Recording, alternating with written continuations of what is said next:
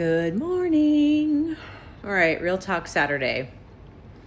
I want to ask you something, but before I do, I am gonna go first because I think this is a question. It's a question that's easier to answer when someone else has already kind of been honest about it, if that makes sense. What do you do when you don't want to feel something? Here's mine. Over the years, and some of these are still ongoing, I used to do wine. And at one point, that was the socially acceptable way for me to process the day.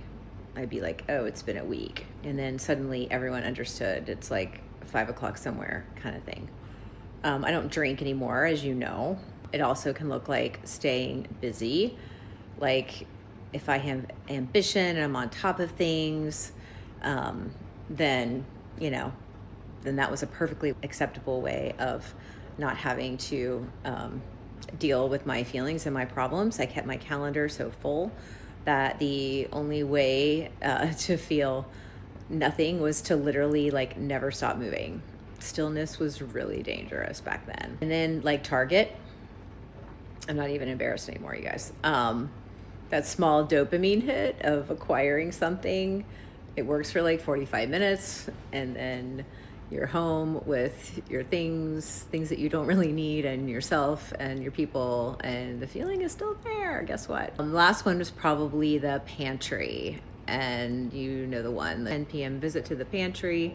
It has nothing to do with hunger, and I was doing that all the time. And it was keeping me from whatever was kind of underneath all of that.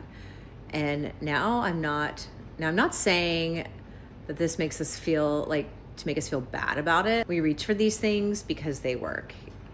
If you know that's what you're doing, I think that's fine. Or, you try not to do it too much. But you can have patterns that are really unhealthy when it comes to these things. And so this week I'm writing about coming home to your body, about what it costs to keep running from inside of yourself. And I just wanted to bring this question here to this group.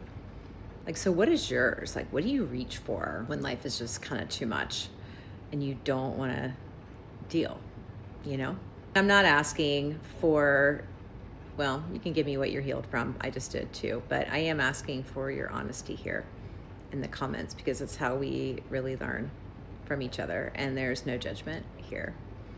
And I can guarantee you, if you've done it, I've probably done it too.